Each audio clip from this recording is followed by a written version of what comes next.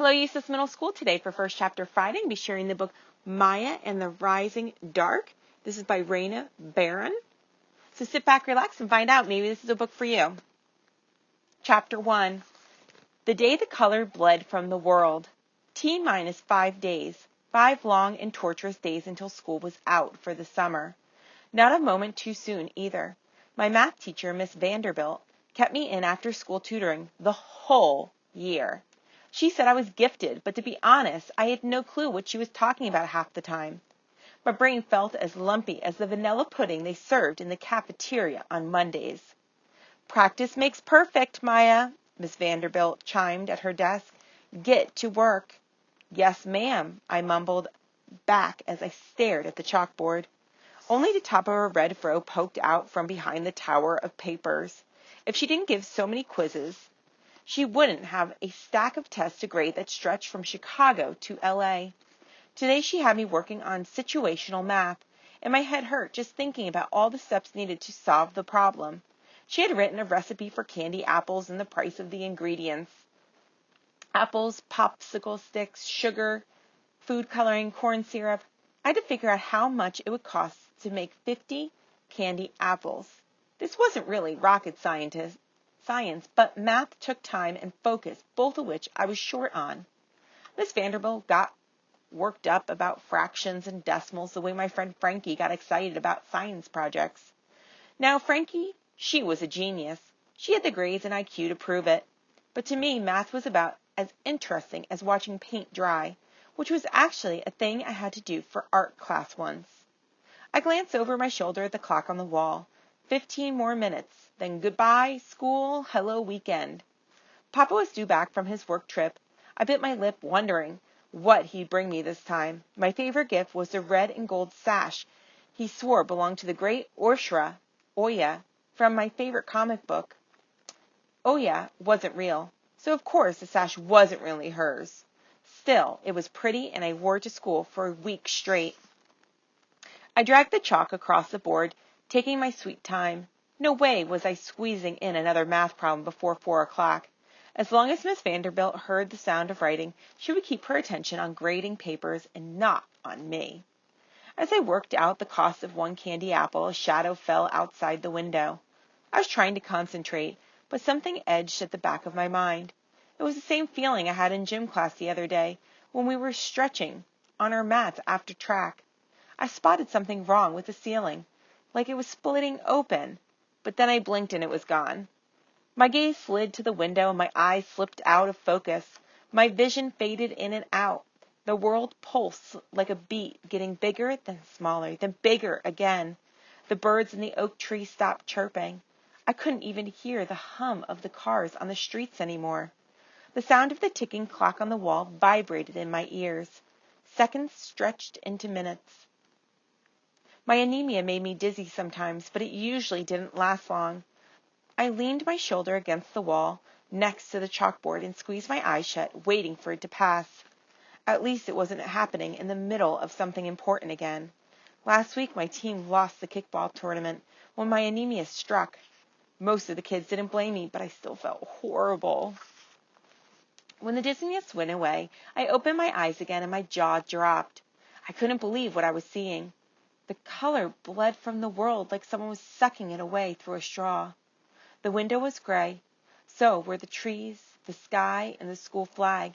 At first I thought the sun hid behind the clouds, but this was something else. Something was wrong. Black lightning etched across the sky like ripples moving on the surface of a lake. I snapped my head around to look at Miss Vanderbilt, my heart thundering against my chest.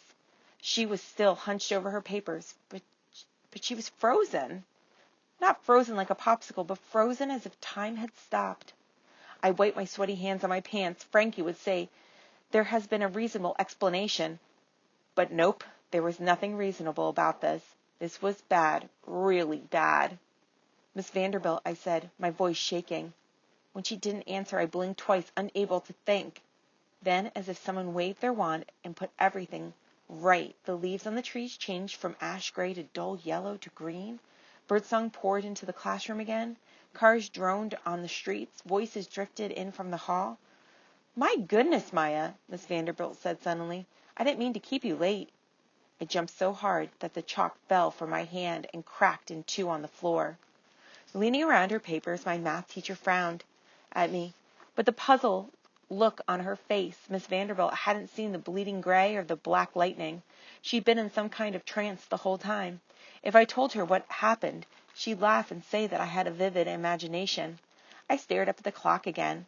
It was now 4:15. 30 minutes had passed in what felt like seconds. Maybe I was daydreaming and it was my imagination. I pressed my lips together, deciding to keep my mouth shut. A crash rang in the hallway, and both Miss Vanderbilt and I turned to the door. My friend Eli pressed his face against the glass, his fist ready to knock again. He smiled, his freckles standing out against his light brown skin. Miss Vanderbilt shook her head at him. Before she could dismiss me, I shrugged into my coat and threw my backpack across my shoulder. My math teacher squinted at my unfinished work. We'll continue Monday. Yes, Miss Vanderbilt, I grumbled.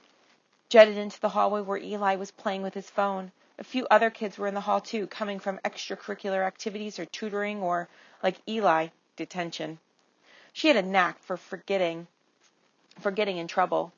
This morning he put a frog in our English teacher's desk because she gave him a C- on his paper about famous ghosts.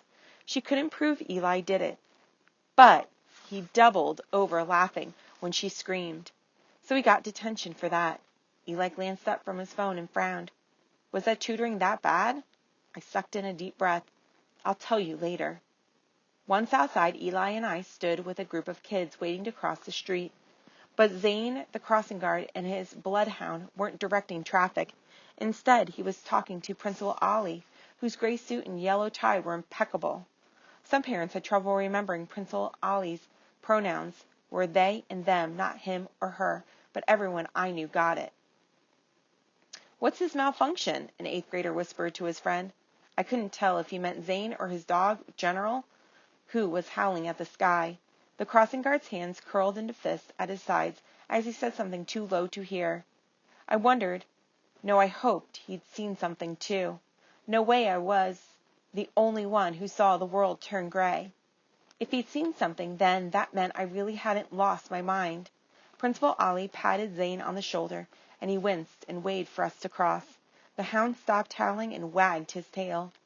On the way home, I broke down and told Eli everything. He bounced on his toes the whole time and asked me so many questions that my head spun again. Did you feel a cold spot? Eli asked, like when there's a ghost around? I shook my head at his latest question. I can't remember. Did you sense a new presence in the room? We cut across a vacant lot covered in trampled weeds between two buildings. Some kids from Jackson's middle soccer team, the Jaguars, were dribbling and passing a ball between them as they took the same path. No, I answered, still trying to make sense of what I'd seen. We ducked out of the way of a man speeding down the sidewalk on a sky-blue divvy bike. He rushed to the rental station next to us and shoved his bike into an open slot. Looking at the row of bikes, I kept expecting to see a smudge of gray or black lightning, but everything was as it should be. You know there's a bike lane, right? Eli yelled at the man walking away. Glancing to my feet, I said, You think I'm making this up? Eli just adjusted his backpack straps. Heck no, earlier this week. Priyanka said she saw two crows talking to each other. Something weird happened, people always told Eli. He was the king of weird. What do you mean, talking? As we crossed Ashland Ave, cars honked their horns and traffic stood bumper to bumper. People coming and leaving the shops on both sides of the avenue were as loud and noisy as the traffic. The way we're talking now, Eli said, a goofy look on his face. I swallowed the lump in my throat. What were they saying? Eli shrugged. Priyanka said they spoke in a language she'd never heard before. What's your theory? I asked. Sometimes ghosts can inhabit the bodies of the living. Eli grinned as if he'd been waiting for this moment of glory. I guess they would have wanted to inhabit human bodies, but hey, wandering spirits can't be choosy. Priyanka showed me the video on her phone. For a second you see the two crows facing each other, and then the screen turns gray. Even the sound went out. Gray? I asked as we passed the corner store. My eyes landed on the empty crate against the barred window. That was Ernest Spot. He was always around after school, tapping his foot and playing the harmonica tangling in his bushy beard. Not seeing him was one more strange thing to add to an already strange day. Ghosts seemed unlikely, but at this point they were better than an alien invasion. Have you heard anything like this before? No, he said, his voice hopeful. But I'll do some research this weekend. We stopped in front of Grandmother's 3-story gray stone building. Jayla, his little sister, knocked on the window on the top floor and waved at us. She and Eli shared the same freckled face, light brown skin and hazel eyes. I waved back and she poked out her tongue at Eli, who grinned at her and poked out his tongue too. Are you going to tell your parents? Eli asked. I shrugged. Maybe later. I didn't want to worry Mama. Besides, maybe none of this was real. After listening to Papa's stories about his adventures all my life, maybe my imagination was as wild as his. I wouldn't tell my parents for now. That was my first mistake of many more to come. Had I known what lurked in the shadows that day, then maybe I would have made a different choice. All right, that's the end of chapter 1. What a great way to end the first chapter. I'm going to read the synopsis to give you a little bit more information about this book. 12-year-old Maya is daydreaming about summer break in her South Side Chicago neighborhood when she witnesses the color bleed from the world. She's the only one who sees it, and the other weird occurrences, like the werhinas, walking the streets at night. Not to mention, there's a scary man made of shadows plaguing her dreams. Her best friends try to find a reasonable explanation. Perhaps a ghost uprising or a lunchroom pudding experiment gone awry. But to Maya, it sounds like something from one of Papa's fantastical stories, or her favorite, Oya, comics. When Papa goes missing, Maya is suddenly thrust into a world both strange and familiar as she uncovers the truth.